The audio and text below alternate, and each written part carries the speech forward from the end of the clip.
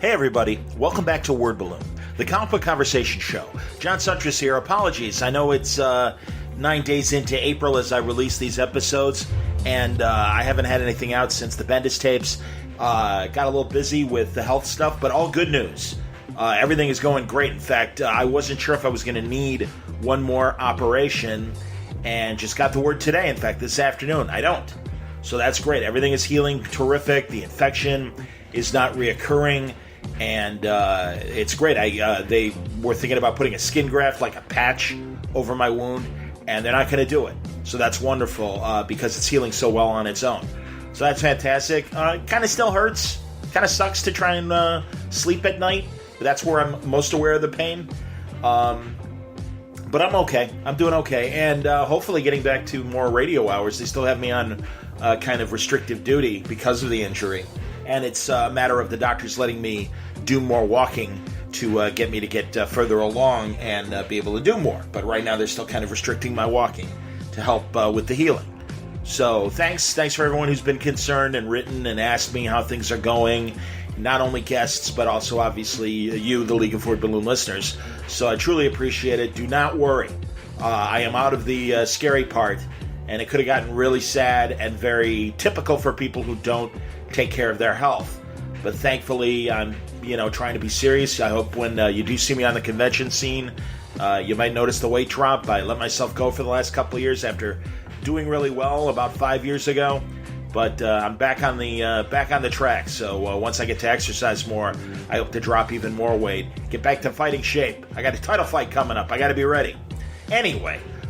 Really excited about the batch of episodes that I'm putting out in the next 24 hours. And I wanted to start things off because with having all this time available to me, I really have tried to go back to older computers and find some of those first-year Word Balloon episodes that were lost after I switched RSS feeds in September of 2006. So that 15-month period, there were a lot of great talks that I had that I didn't hang on to on whatever current computer I was working on. And so luckily I've been able to go back a couple computers, and I found my first conversation with one of my favorite people, Geoff Johns. I miss Geoff. Geoff has not been on the show for a significant amount of time, and I understand, because he is really, really busy. And the fact that he's really, really busy means I think we've been getting excellent programming on all the CW shows, and certainly the DC Universe live action shows. I mean, I liked Titans. You've heard me rave about it. I love Doom Patrol. I can't shut up about Doom Patrol. I love it so much. And you're going to hear it. You heard it on the Bendis tapes. You're going to hear it again with Paul Kupperberg in just a couple hours when I drop that episode. Can't help it, man. I just love it. But, that's Geoff. That's what Geoff's doing right now. And thankfully, of course, Doomsday Clock as well. But this is great. This is from January of 2006. And I wrote down a list of some of the stuff we talk about. It's pretty amazing.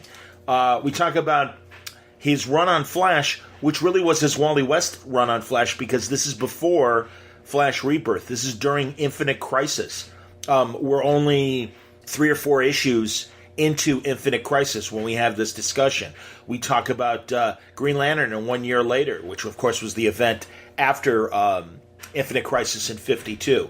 Talk a lot about the Justice Society, specifically Black Adam, and an incredible arc that Geoff wrote. And again, with nods to maybe what's going to come in the future in the Shazam movie franchise.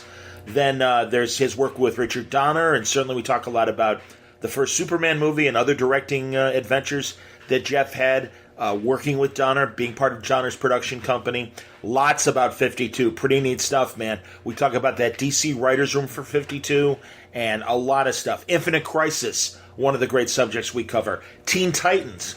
Again, you kind of think of the nods to what they're doing in the TV show, and this was, 12, 13 years before we saw what they did on the DC Universe show. Lots of talk about veterans returning to DC to do some writing.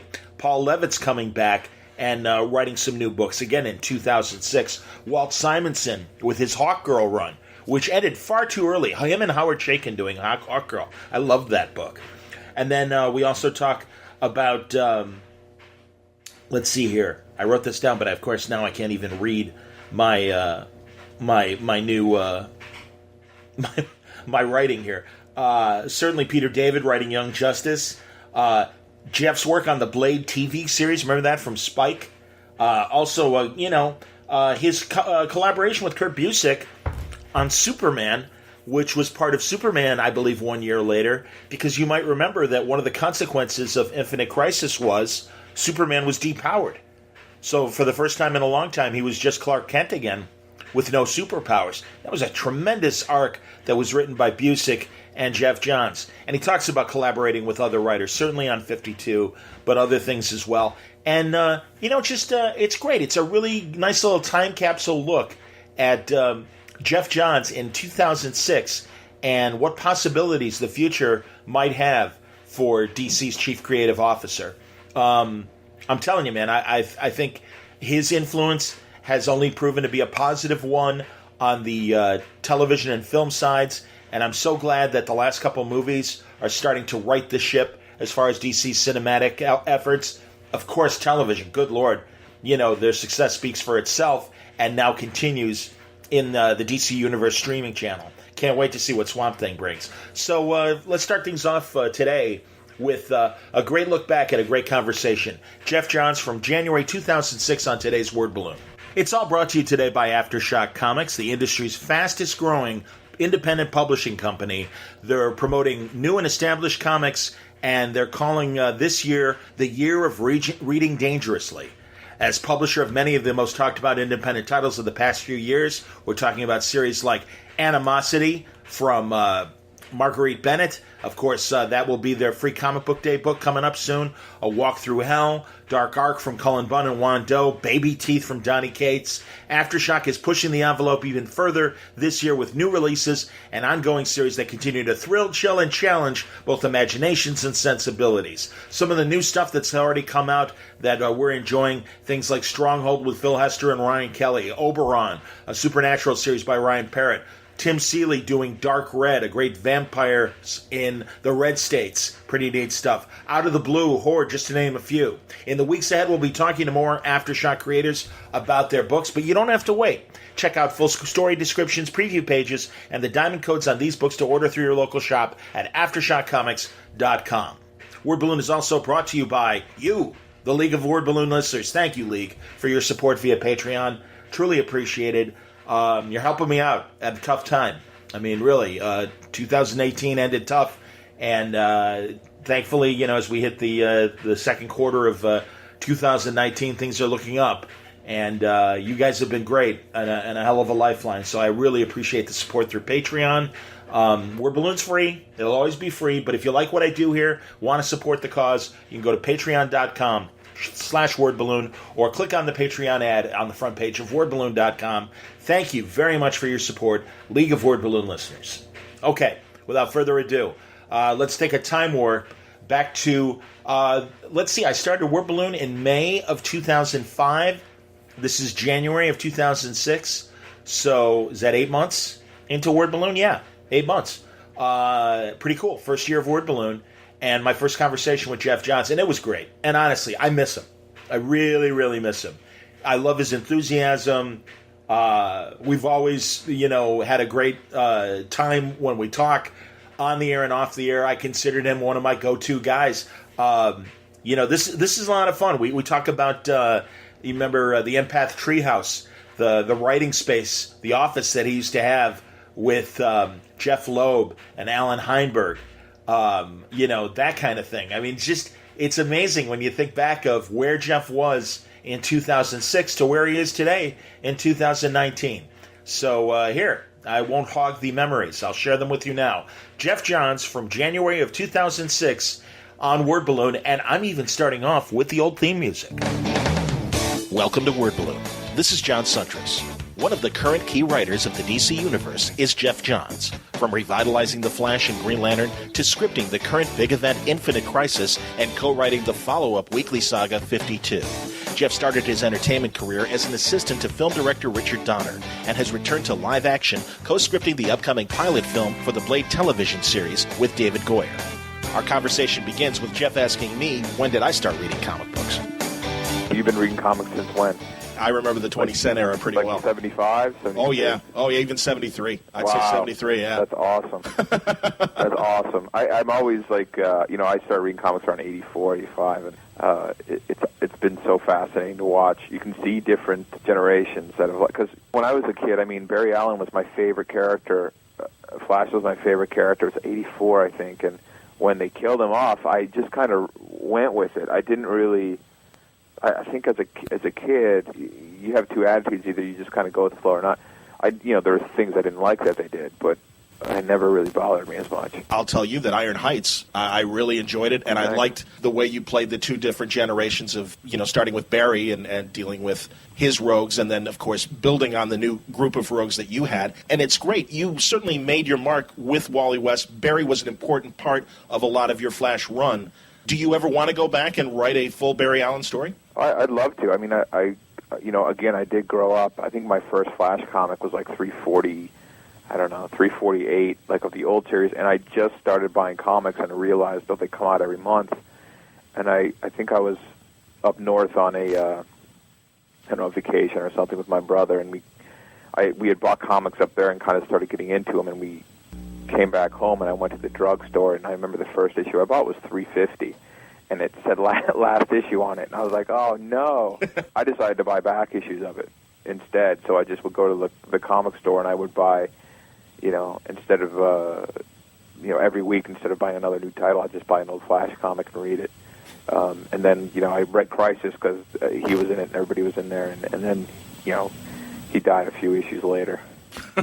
But it didn't faze me. I was always a huge Flash fan. But Iron Heights was a lot of fun. I'd love to do a Barry Allen story. I love the character. And Cary Bates, it's funny. There's like a disconnect, I think, between guys our age and younger readers, because I don't think they realize the stamp that Cary Bates put on the Flash. Huge stamp. I mean, he was on there for I don't know how many issues, but Flash has always had Flash hasn't had a lot of short-term writers, has it? No, it really. Yeah, it went from Gardner Fox and Broom. Yeah. And I don't know who handled it in those late 60s, but yeah, Cary Bates came on in the early 70s and was there till the end. Yeah, it was crazy. There's something about the Flash. I mean, I love the Flash. I think he's a wonderful character. His world, his rogues, everything about the concept of the fastest man alive, I think is really intriguing.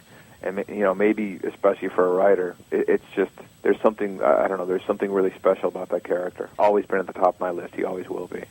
Do you still have plenty of Wally stories, or I should say whatever incarnation of Flash is coming? Oh, yeah, I have Wally stories. I have Barry stories, Jay stories. That's cool. He's just a great character, and I think just there's something about him, and I can't explain why, but he's just fascinating to me.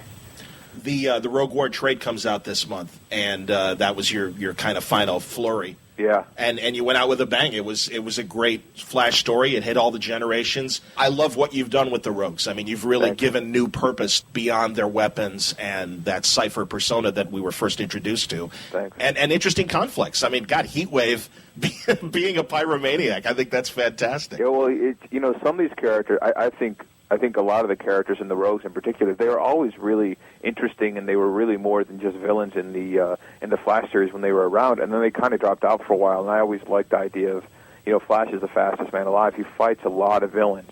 It just works it's really simple. But getting into these characters, into the Rogues specifically, was probably one of my favorite things I've done in comics, because it was just a lot of fun to break inside the Heatwave's head and go, oh, this is what he's like, and it was disturbing at times, but it was also fun. I think Pyromania I did a lot of research on it, and I think making Heatwave a pyromaniac, I don't know if there are a lot of arsonist supervillains out there that are pyromaniacs, or if they delve into it, but it's not his fault. Like, in his POV, it's just not his fault. He knows he's sick and he's got a disease, and he tries to fight it, but it just doesn't work out too well. Yeah, it's inner conflict, and you're right. It makes the villains more sympathetic, and it makes them more three-dimensional characters. Yeah, I mean, he doesn't want to be a pyromaniac. That's just what he is. And that's why I think he's gone to the good side of the law. He's been able to fight the disease here and there, and I just think it's an interesting character. It's as interesting as Captain Cold to me. You've got several rogues that are really trying to, obviously do the right thing. Yeah, and the top, we threw the top in there, and he pushed some of them into it, and maybe he didn't. It goes back and forth. We tried to leave it ambiguous, and the rogues have really walked that gray line. I always looked at Heatwave and Cold and said, okay, if there's a line drawn in the sand, and one side they're good guys, and the other side they're bad guys, Cold is just on the side of a bad guy, and Heatwave is just on the side of a good guy, and they tend to almost cross over at times. And then other characters like Mirror Master, I think, is definitely on the side of bad guy, and Tar Pit and Girder and Murmur, a lot of these other characters, Grodd, are definitely on the side of villain. And then you have a few guys like Piper who are a little bit more on the side of good. And I like that there's that gray line, and some of them keep crossing over back and forth, and you can never really trust them. And there's just something cool about the Flash at times having to work with them. And in Crossfire, Captain Cold was the storyline we did when the new rogues were there. Captain Cold seemed to be helping the cops and helping to stop the new rogues, and then yes. Eventually, at the end of it, it's revealed he's going to lead the rogues, and there's just something really fun about exploring those morally great characters. I think that's great. I enjoyed the twists of the stories and where you took the villains. Did you do much with Grodd? I did I think I did maybe 4 issues total with Grodd. I didn't do a lot with him. We brought him in. I actually, one of my favorite issues we did was Scott, who I adore, and he was one of the best partners in crime I've ever had. That was a great run, yeah. Scott Collins, yes. Yeah, and I really miss working with him. He loved Grodd. He wanted to do a Grodd story, and Joey Cavallari wasn't into Grodd, and I think it was right after this jail ape thing that didn't work too well, and we said, Joey, let us do a 1-issue story. And I said, okay, Scott, this is the only thing in the story. The story is about this. We'll have subplots and everything else, but because we were building to some bigger arcs. But I said the Grodd story simply, they're transporting him from one prison to another, and he breaks out. And we see just how devastating he is and how powerful he is. And I really opened it up, and Scott went to town, and actually afterwards it was probably, he's probably regretful he did that, because I said, oh my God, you can draw destruction. And I started having buildings falling down and people being thrown through, through bridges and stuff. So but it was a lot of fun. I think we had an issue with just, it was just kind of like a nice bullet point is that Grodd's powerful and Grodd's scary. And that's all we really set out to do with that issue. I also like the fact that specifically Wally West, and I would throw Dick Grayson in there as well, these are two guys that are cool as frontline heroes because of the years they spent as sidekicks, and they bring that perspective when they face the old guard villains of, I've seen you for years, and there's that kind of narrative, I think, that always is fun to read for longtime readers, where you really do feel on the same footing as the hero because he's expressing those same feelings that you've had as you watch these old guard villains doing their thing. Yeah, completely. I think the generational aspect of the DCU is one of the draws to it. I firmly believe that. I love Nightwing. I think he's a terrific character. And I love Wally and Dick together. They're great.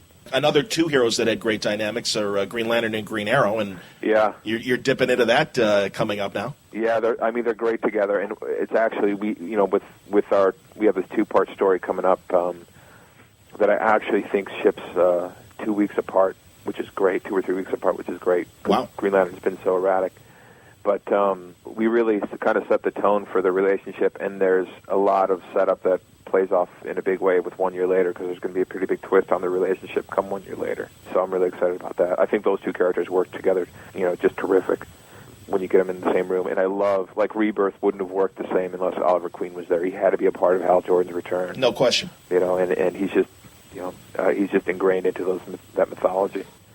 Well, you've brought Hal back to prominence, and barring the irregular schedule, it's been a very entertaining story. Again, it's funny, just like when Flash was ending, there were some interesting new villains that popped up in Green Lantern that I don't think that people had a chance to really exploit much before Hal's fall, and obviously Mongol I think comes to mind, and given what we've seen as far as the Neil Adams cover and stuff, I think everyone might see where that story might be going. Yeah, Mongol's been a lot of fun. He was in Carlos Straw's. One hell of a Mongol. He's big, powerful. He's tough. He's scary. He's brutal, and that's exactly what Mongol should be. I think he's a great character. But Green Lantern has a lot of great villains.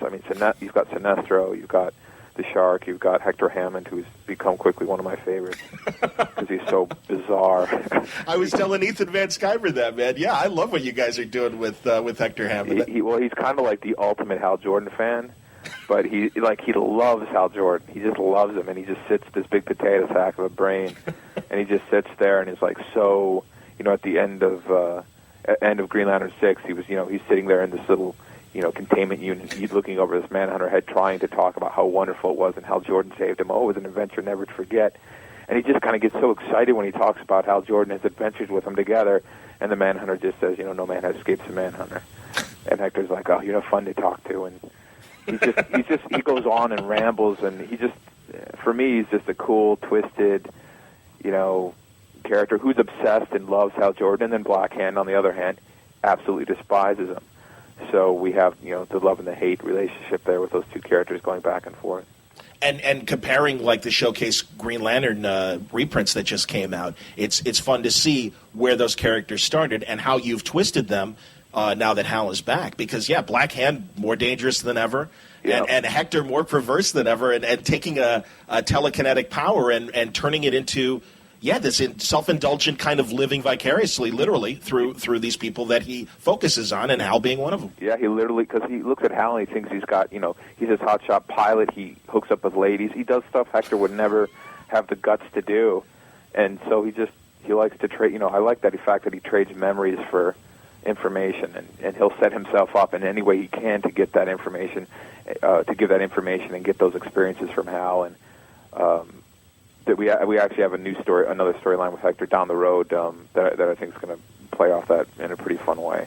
Very cool. But he's again, the villains are really really fun to explore, and the whole thing with villains that they can reflect aspects of your character. The reason I like Hector and Black Hand is because Black Hand will reflect the tragedy in Hal's lives with death and how much death he's been surrounded by, including his own.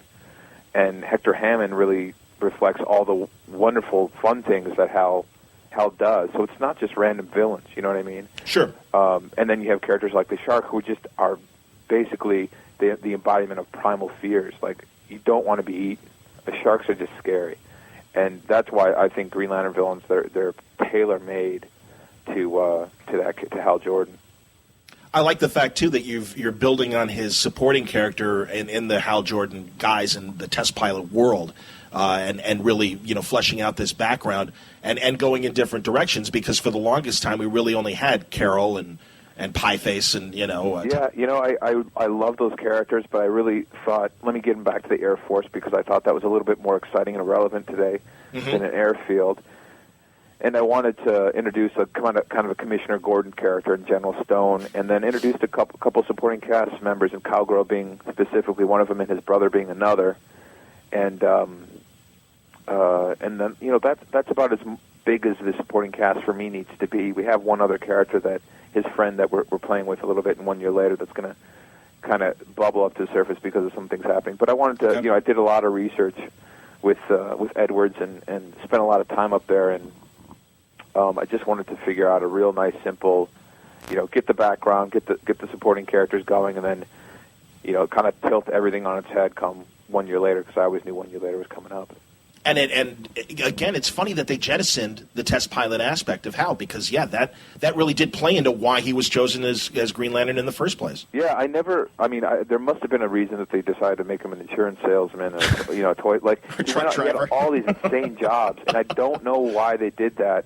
But a guy who flies a fighter jet, I just think is much more compelling for obvious reasons. Absolutely. And it's more fun to draw. Like when we cut to his day job, he's not walking up a doorstep and knocking on someone's door and trying to sell him life insurance for the dog. He's in a jet. Though I did take the life insurance aspect because I thought, wow, selling insurance is something Hal Jordan would never believe in insurance, because he would never think he would need it. That's man born without fear. Absolutely. Exactly. So I thought, wow, insurance is the complete wrong thing. So I made his brother, Jim, an insurance salesman, and said that's where he got the idea from selling insurance later on, is he had doubts, so he started selling insurance to try and fit it into his character. And I think Jim, where Hal embodies everything that was great about his father, Jim embodies everything about about his mother post Hal's father's death. So his mother was very, very overprotective, very never fly again, very, you need to always be careful, safety first. And Jim Jordan embodied that, and he took over that, and that's why he's a great insurance salesman. But he's also overly, and we get into this in the Mongol story. Part of the subplot is, he gets overly protective of his family, and sometimes it's detrimental to that relationship, and Hal has to open up and figure that out. But it's all the subtext is laid in there because Mongol is dealing with family issues at the same time. So I really like the dichotomy and the yin and yang of Hal and his brother Jim. I just think it's a nice subtle dynamic. And family is something you play with a lot in JSA as well. Yeah, I believe family is a very important part of everyone's life, and I think everyone is who they are because of family, lack of family, good family, bad family. I just believe that it's a really core element of human beings. And the current JSA issue is a perfect example of that. And Courtney and Pat. And oh yeah, Stargirl. Yeah, it's that was always with Stars and Stripe. I simply wanted to do a story. The whole goal was to tell a story where a biological father could be better than a stepfather could be better than a biological father. And I always wanted to have a slow transition of Pat growing into that role as her real dad, and to have a character like a legacy character that wasn't related by blood, because step families are as real as real families. They can be the best of them, and that's why I wanted to really have Stargirl come from a step family, grow into this legacy role that has almost always been by bloodline. So that was the purpose of that character way back when, and she's kind of evolved into something, her own thing. I have to be honest, it was a character that I didn't want to like. Yeah. But it's a credit to your writing, because I do now. I think she is an interesting character, and I really enjoy a lot of the choices that happen in JSA with her specifically. One of them, which I really thought was pretty ballsy for DC, was the whole kind of flirting with a relationship with Billy Batson, which is fine on its own. But when he's Captain Marvel, there's a big problem. Yeah. Jay Garrick thought so too. Which is one of the best scenes. Yeah, I thought that was a lot of fun, and there is something I remember we had talked about doing that, and no one had really played with that idea before, and that was a really fun aspect. I think Captain Marvel is just a wonderful character, terrific concept, and as iconic as they come, and to use him as long as we did in JSA was a real treat. And tough to deal with, I think, as well, because most of his history, and I think the reason why he's a beloved character, is that Archie Andrews aspect to those 1940s stories that C.C. Beck and Otto Binder did. Yeah, it's tough because Captain Marvel has such a stamp of that on him, and he's never really had a huge defining run. After that, I thought Jerry Ordway did some terrific stuff with him. I agree. In Power Shazam, I think that graphic novel is one of the best Captain Marvel stories ever told, and if anyone wants to read a really great Captain Marvel story, they should check that graphic novel out. But it's beautiful too. He painted the whole thing. But he's it is. I'd love to see a monthly Shazam book at some point. I know DC's been talking about it, so hopefully they'll do it. Is Jeff Smith still working on that Monster Society? I think he is. I hope it comes out soon. One of the concepts, because he's so interesting. We took Black Adam and we tried to flesh him out because we had more of an opportunity to really screw with that character and do more with him than we could with Captain Marvel. Yes. So we kind of used Black Adam quite a bit. But I do think that Jeff Smith thing's coming out soon. I hope it is. Well, and I love what you guys have done with Black Adam, because wow, what a complex character that. Kind of like Namor in the Marvel world, can be a hero at times, can be a villain at times. And again, like you were saying about Heatwave, you understand his motivations, and especially in the Black Rain story. I thought that was such a great story. The analogies to what's going on with the war on terror and what's happening with Iraq were self-evident. But you really appreciated the conflicts of people like Atom Smasher and what he's dealing with, and he can appreciate where Black Adam is coming from. And what is the right move in that kind of situation? Yeah, and really the ending of Black Rain was the thing I was most proud of, because there is no right answer. Like, no one has all the answers. So it's very difficult to say who's right and who's wrong. And Black Adam, to me, was so justified, because he his wife, he was a big protector of the whole area, and while he was gone, his wife and children were murdered because he wasn't there to stop them. And it was someone he had faced before, and he didn't kill him. And if he had killed them, perhaps they'd be alive. So his real kind of final justice tactics, what he believes in, is like, look, you kill them. You take them out and destroy them, and guess what? They will never hurt anyone again. It's that simple. And in his mind, it's kind of like, well, yeah, he's right, technically. You know, it opens up a really bad door. Maybe it doesn't, you know. And so I thought him going there and saying, look at my country, it's totally enslaved. This is awful. And he goes in there and liberates it. And the people love him. It's hard to say he's wrong. It's just the way he goes about it. Maybe that's wrong. But he got results. Yeah, so, and I think he believes 100%. You know, he looks at the faces of everybody in the cheering crowds and says, these people are happy because I did this. And they're alive because I did this. And so I think it's pretty, he's a pretty great character. Very cool. I want to step back to your film days because, man, you worked with, like, a very, very cool director, Richard Donner. And I'm such a Donner fan because he is, like Altman, you know, one of those guys that really started in the trenches of television in the 50s. Yeah. And doing the Zane Grey Theater and Twilight Zone and Combat and going through the 60s, Get Smart and Man from U.N.C.L.E. and you name it, Richard Donner has probably done a couple episodes. Yep. And did every type of genre and every type of half-hour and hour TV show out there. Yeah. And then built on, you know, wonderful action movies beyond Superman, the Lethal Weapon movies, everything. Yeah. So what did Donner teach you about storytelling? God, I learned more about life and storytelling and everything from him. I mean, he would tell me stories about The Omen and how they first got the script and there were demons running around and stuff. And he said, no, I want to pull it all back and make it, ground it. He was always about making it real, and he would ground it. And he told me the story when he got the Omen script, and they went through and they removed all the, you know, stuff that could be too fantastic, because he said, look, I wanted the movie to be like, it's possible that this is just all really, really bad coincidence. You know, and you look at that film, and almost everything in there is like, yeah, there's some weird photograph things and some this and that, but it makes it a creepier movie. Absolutely. And just the way, like, he talked to me about, you know, Superman, and in Superman, I would constantly ask him questions about. I worked for him for about 4.5 years, and I still talk to him, you know, at least once every couple of weeks. I had lunch with him just 2 weeks ago. That's cool. Because he's just a really genuine person, and I asked him questions about Superman all the time, and he said at one point, I found this old script. It was like 240 pages in his office, and I sat down one day and read it, and it was both movies completely campy. Like, just it was almost like the Batman from the 60s, and I asked him, hey, what happened? He said, that's the first script I got. The first thing I said, this is 2 movies, and we need a complete rewrite on this. And he would put up signs in the production offices everywhere, and he had one in his office that said verisimilitude, which means truth. Mm-hmm. And he wanted everything to be real. He wanted it to be taken seriously. And by taking it seriously, it doesn't mean making it dark and, you know, gritty, underground or whatever, but taking it seriously in the fact that the world is real, and Superman's the only thing that isn't.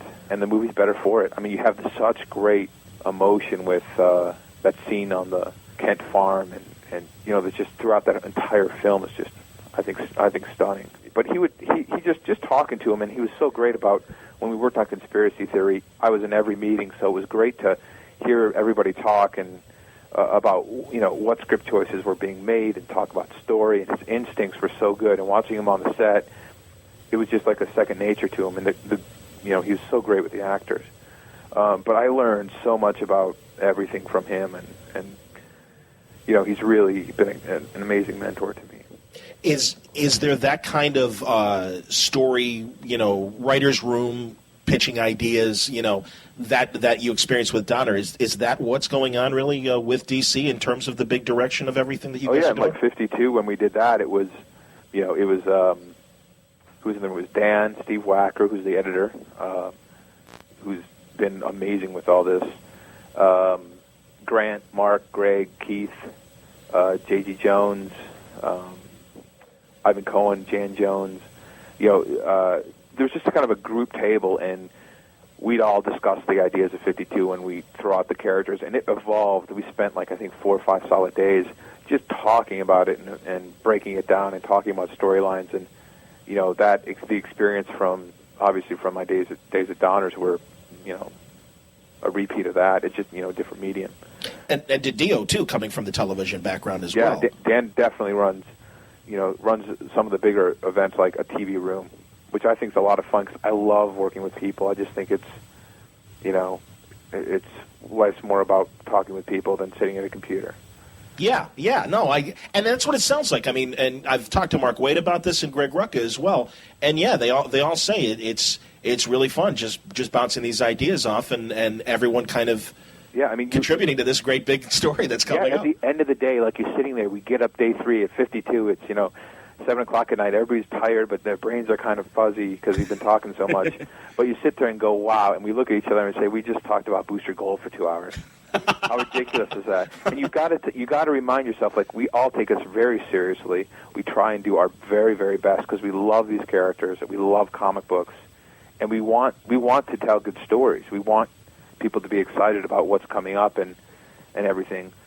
But at the same time, if there's an argument in the room, you got to understand, someone might have a different idea than you, and sometimes that idea, it's better, and if it's better for the story, you let it happen. Like Donner actually taught me that too. If a grip would come up to him on the set and say, "What about this?" and it was a good idea, he'd say, "Great, let's do it," because it's stupid to let your ego get in the way of telling a better story. And that's in 52 in the room. It worked really well because nobody was in there with an agenda. Everybody was open to different ideas, and it's been like that ever since. We're on issue. I think we just broke issue 14 or 15 or something, and it's been absolutely a great experience. I talked to Paul Levitz last summer at the Wizard Convention in Chicago, and his concern about the weekly was that, he remembered, and I think we all remember as fans, the Action Comics Weekly. Oh, yeah. And the lessons learned from the failures of that experiment. Yep. This sounds like a different animal, and he even said, look, that was his main concern, if you're going to do this, do you realize the size of what you guys are dealing with, and are you really prepared to do this? Because, this is a commitment, and absolutely 100% prepared. And because we have all these different cornerstones, look, Greg Rucka, nobody can do, you read Gotham Central, nobody can do crime drama and down-to-earth stuff like him. And when you read him take on the question, he does it so well. And you've got all these different people in the room that have a specialty. Keith is insane in the best possible way because he comes up with, crazy ideas. He knows the DC history. He's been around forever, since the 80s. He knows everything there is. And the same with Grant, Mark. I bring a different experience. Dan, Steve, everybody in that room, we're not all just the same person. So I think we're ready. We're gonna do the very best we can on this book, and I hope people like it. Greg's described it as really a novel, not just a graphic novel, but at the end of the day, when you take those 52 issues, it's going to stand as a really great novel. Yeah, it's more of a novel, and it's very character-driven. I mean, it's we have action in it, but you'll see it's very dense storytelling, very character-driven. It involves, almost the entire DC universe over the year, but all the characters come through different. All our main characters come through different at the end. Is it harder to write that kind of story, like a Traffic or a Syriana, to put it in movie terms, where the smaller stories are going to be converging? Not really. Okay. Because you know why? Because we spend so many days. Like, things have changed, obviously, since we were in the room for a week. Okay. But we spent so many days kind of talking about let's just talk about Booster Gold for, half the day. Mm-hmm. And when you have that many minds in the room, you have so many ideas up there, and you start to filter out which ones really work and which ones make sense for the character. And then you do the same thing with the next character, and we start to weave things in and out. And you just start to see it evolve and happen, and you have, your highs and lows for each character and what happens, and the twists and turns. Like, we want a lot of surprises and a lot of, strange moments. But we also wanted to do a book that focused on a group of characters we thought had the potential to become bigger characters than DC Universe. Going back to JSA, and I'm wondering, in terms of the demands of 52, if this is going to be the case, I think you guys did a really good job of blending artists when needed on a lot of JSA stories from the interior. Oh, yeah. And certainly in Black Rain was a perfect example of that, where you had several artists working on it. Yeah, we had Rags and Don.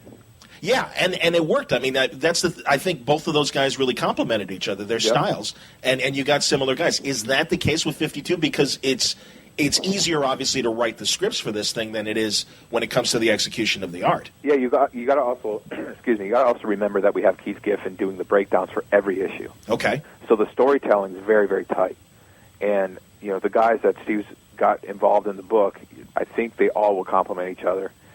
And the reason I think Two Black Rain worked is because Rags and Don both have a little bit of similarity to their style. I think they're, amazing artists. And also we had Kayla's coloring the whole thing, so it looked great.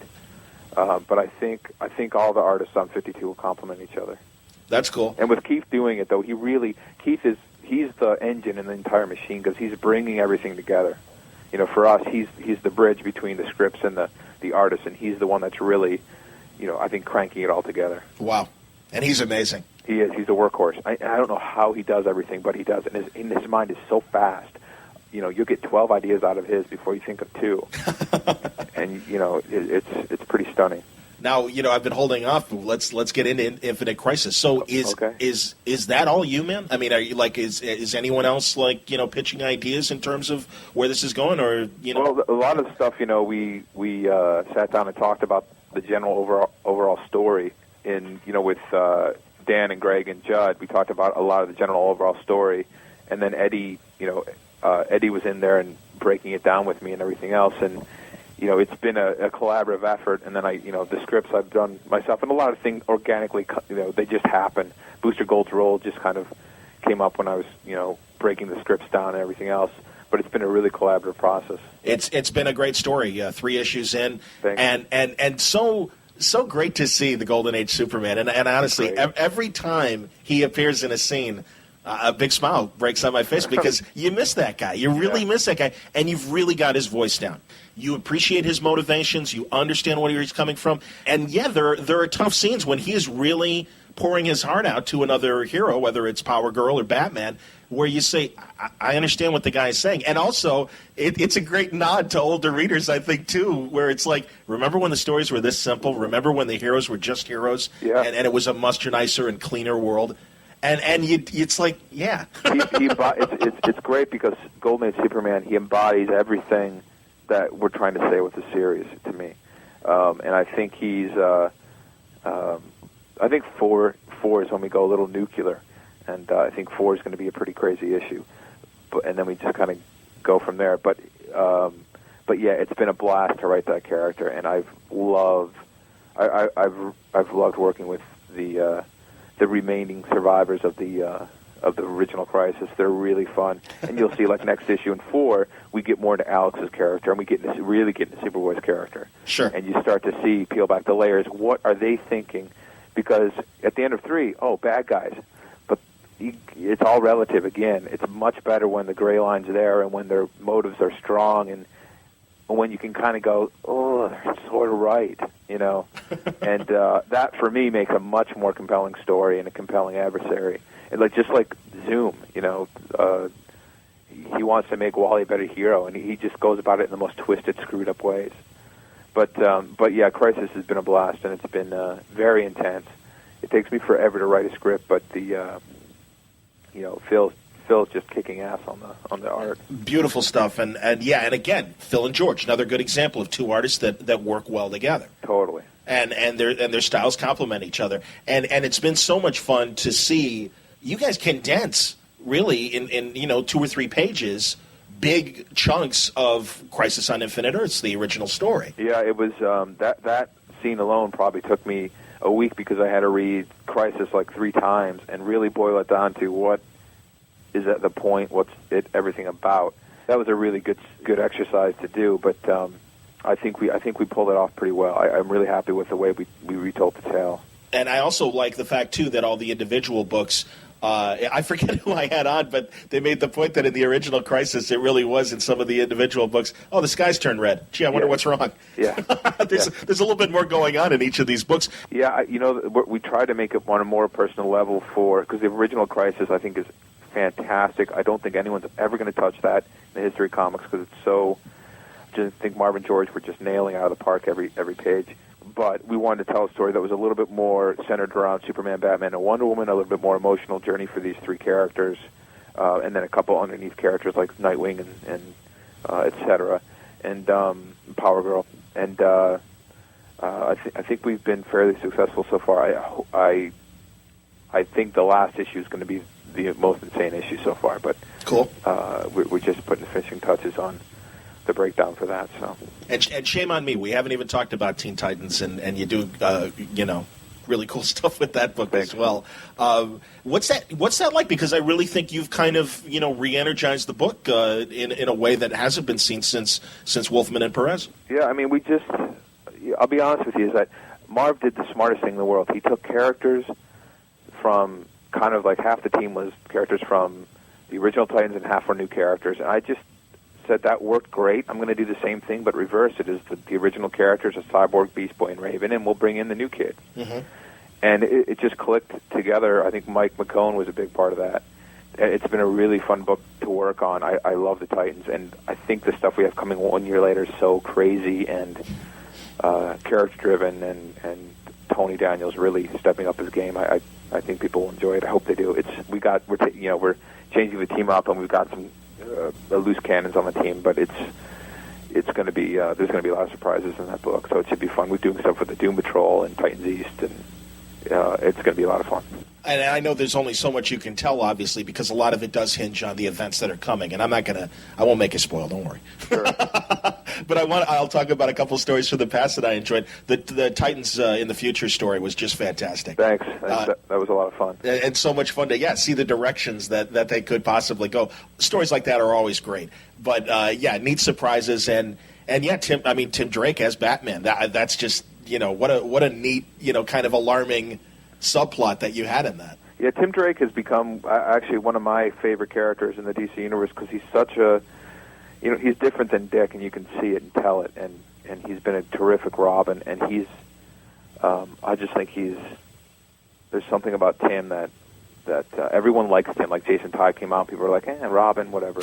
But Tim made Robin. You know what? Tim's the first guy. Like Nightwing is cool, but Tim's almost the first guy that made Robin cool. Sure. Like Robin suddenly was a cool character, and he supported his own book and everything else. And Dick Grayson was always a great Robin, but I think when he became Nightwing, he just really, became his own character. Absolutely. One of the most fun things with Crisis is really seeing some of these next generation characters come out, and there'll be things happening like a new Spectre coming out of it, obviously a new Blue Beetle who everybody has seen, and Keith and John Rogers are doing that with Cully Hamner.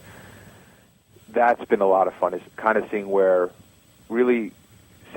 everything's going to go up a notch, and there are going to be some more changes and across the board. But having that 1 year later kind of line in the sand there, you get to see everybody leap into that next that next generation, that next heroic age, that like what's going to be the future of the DCU. And that's what's most exciting working on all this stuff right now, because you have guys like Grant Morrison coming up with all these new things, and you really want to push everything.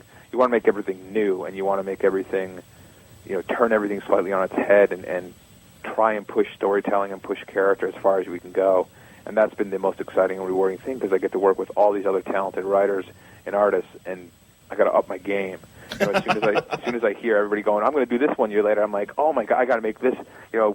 Green Lantern, that issue 1 year later, it's got to do this, and it's got to, I've got to do this and be this, and Titans, I want people to read Titans 1 year later and go and put that issue down and go, what the hell is going on? I can't wait to figure out.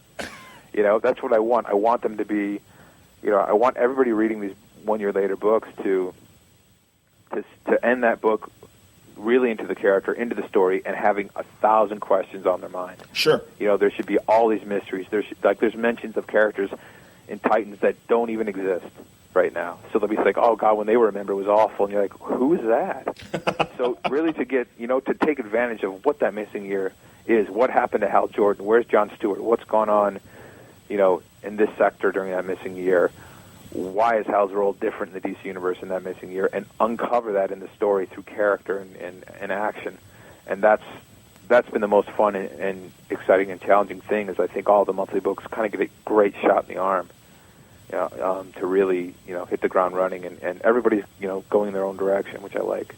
And I think, go ahead. But in a unified universe, which is, I think Dan's always had a goal of really making the DC universe feel like you open up that book and you're into this universe. It's a doorway into this great universe.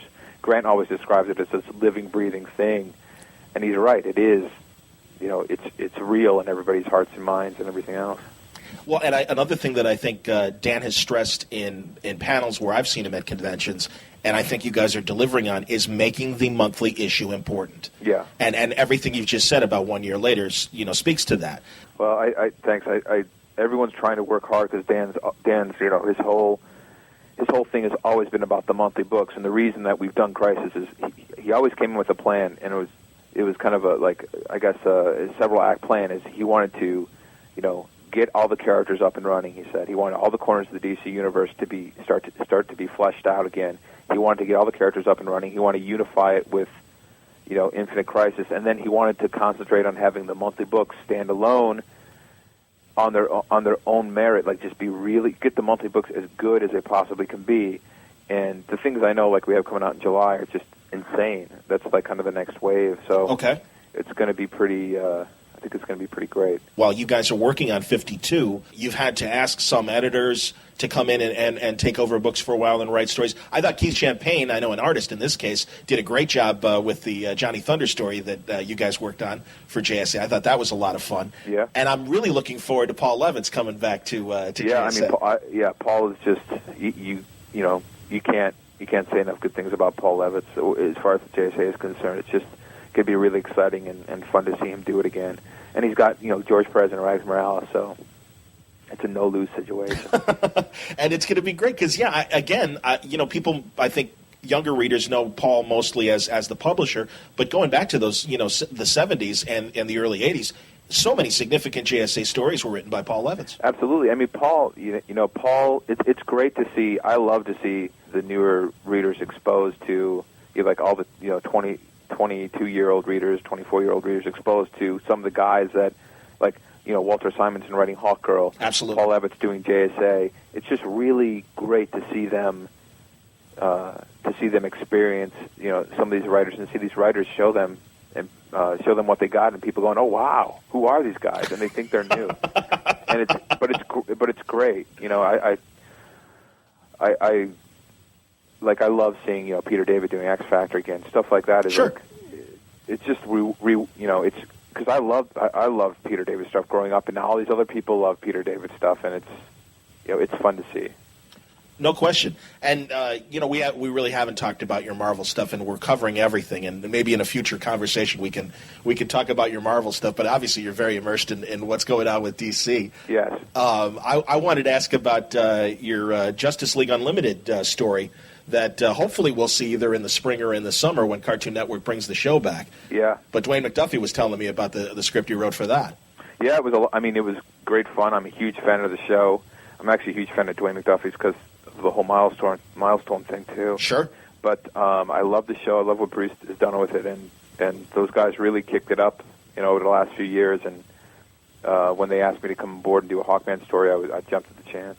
Was it harder to write an animation script than a comic script? Yeah, it was. It's obviously different, right? But no, it was a lot of fun. It was challenging in its own way, and since then, I just completed the Blade pilot, and writing that was a lot different too than writing comics. And I wanted to ask about that as well. Yes, because I knew that was coming. So how's that going? It went really well. I had a great time working with Goyer again because we worked on JSA for so long. It was so easy to just get back into a work mode again with him and break the story and figure it out. And it was really, really fun. Can David be objective and step back? Because let's be honest, the third movie I think was a bit of a disappointment compared to the other two. Yeah, David, with this, he wanted to focus back on. It's scaled down quite a bit, and it's the difference is it's TV, so we don't have the budget. Right. Our budget's I think 1/8 or 10th of probably even less than that. Sure. Of what they were able to spend on the movies, so we're limited by that. But yeah, the tone of it and everything else, it's more grounded and a little bit more gritty. It's extremely it's pushing the boundaries with certain things in television. So we'll see if we get away with it. Does the series have a commitment, or is it contingent on how well the pilot does? I think it's contingent on the pilot. Like every show. Sure. So the pilot I know the pilot's going to definitely be aired this year at some point. Okay. And I don't know when they'd have the series start. Is it TNT or is it Spike? Oh, it's Spike. Okay, yeah, great. It's their first original drama. Yeah, first original show. Wow. Okay. And should it get greenlit, would you be writing more stuff for them? Yeah, I'll do some more episodes. Very cool. Yep. That's really great. It's been a great experience, and I like working on everything. Like comics is great. I like working on TV quite a bit again because you're in that room with people. It's a lot of fun. Well, and your studio mates certainly do a lot of that as well. Alan Heinberg and Jeff Loeb. Yep, they do. They have both feet in both worlds. Do you see yourself doing more? We'll see. We'll see. It's just it's all about what looks interesting, what's coming up, and it's whatever life kind of takes me. But I love comics, and they're kind of my first love. So. What character? I know you've got Superman coming up. You're going to be doing a run on Superman. Yeah, Kurt and I co-wrote a 8-issue arc that kind of resets the stage for Superman and his world after Crisis. There's some big twists and turns. I can't really get into it too much. No problem. So will there be different creative teams then on Superman at the point of 1 year later and everything? Or wherever everything bounces? Oh, after the 8-issue arc? Yes. Yeah, there will be. Okay. I can't say anything else. No, and that. Yeah, I mean, no, okay. there'll be some creative teams I think that are pretty amazing. I'll certainly look to whoever takes over and read them as they come out. But I have to admit, I really enjoyed what Mark Verheiden and Rucka and Gail Simone have done for the last year on the 3 Superman books. I think they've done a great job. Yeah, it's been a lot of fun. It's been really. Every one of those writers has a really different perspective on Superman, so it's been interesting to watch. They've re-energized the character, I think, in a lot of ways as well. Yeah. Is that more from Dan in terms of wanting to keep everybody fresh on books? I mean, are we going to see multi-year runs? Dan has, I think Dan, and that's a bit more of a question for Dan, but I do know Dan likes to shake it up every once in a while. But I think it depends on the writer. Some writers only want to stay on for a year. Uh-huh. Some writers like to do long runs because you can develop a lot of characters and tone over time. I kind of like to stay on books a little longer than normal. But yeah, it's some books I think a 2-year run's great. Yeah, well, and again, depending on the story length too, we're only talking about maybe 4 stories. Yeah, and it all depends on the writer. But yeah, Dan does like to keep it fresh, and I think he's more apt to say, hey, how about trying this character and trying something new. And moving people around to keep everything fresh and everybody fresh. Is there a hero or a team that Dan is like in regards to yourself? As he said, would you like to try X? Yeah. Okay, and is that that's coming up? Yeah, it's coming up. It's coming up, but we'll down the line. Not a problem, man. But yeah, it's I can't really. I wish I could talk. We'll talk about it after it's announced. I'd love to come back and talk about it. That'd be wonderful. And yeah, I'm not going to make you tell me who shot JR. Don't worry. As I've told many guests, man, I'm actually one of the guys that actually would rather read the story rather than have it spoiled for me. So, yeah. Have you ever talked with Bendis about? Oh yeah. Well, and I mean, well, certainly in general, but in terms of, it's funny there are and not to begrudge any other or diminish what other writers are doing at DC or at Marvel, but like you guys are really kind of the lead guys in terms of the books that you've got, the fan response that you've gotten from your books, and the big projects that you guys are kind of leading. So do you ever say what the hell, man? Well, look, we both wrote a big kind of event book this year, so. Yeah, we've talked about it. It's fun. I think Brian's a great guy. I love his writing. I think he's one of the best in the business. And, Me too. And I just think he's got such a unique vision and style that he can't really be touched, but by a lot of people. But it's just I think Grant does as much for the DCU as anybody else. There's a lot. It's all about everybody. It's nobody's really leading the pack. I just happened to get lucky enough to get a shot at writing Infinite Crisis, and I'm trying my very best to make it worth it. How much is it? Let me see what cover price it is. $3.99. That's an expensive book. It is an expensive book. So I want you to sit there, and I got to make it at least a 20-minute read, And Phil's art is amazing. I need to make, my goal is, it's always been with comics, is to make you want to get in that comic shop Wednesday. That's all I want. I want you to see that new issue of Infinite Crisis and go, cool, I can't wait to get home and read this. And if I can accomplish that, I'm happy. That's cool. And as we wrap up, I should ask, although you probably don't have time given your schedule, what do you read? What do you like that you're seeing from the other writers? I read quite a bit. Oh, cool. I love Young Avengers. I think it's a great book. Alan's doing a great job on that. Yeah, Alan does just a wonderful job on that. He did a wonderful job on that JSA story, or JLA story that the two of you did. Yeah, it was fun. I love working with him. But there's so many books I love. All-Star Superman, I think, is terrific. I love Gotham Central. I like a lot of what Brian does. I like Ultimates a lot. I could go on and on. I like Why the Last Man. I think Brian Vaughan's, he's one of my favorite writers out there. Astonishing X-Men is great.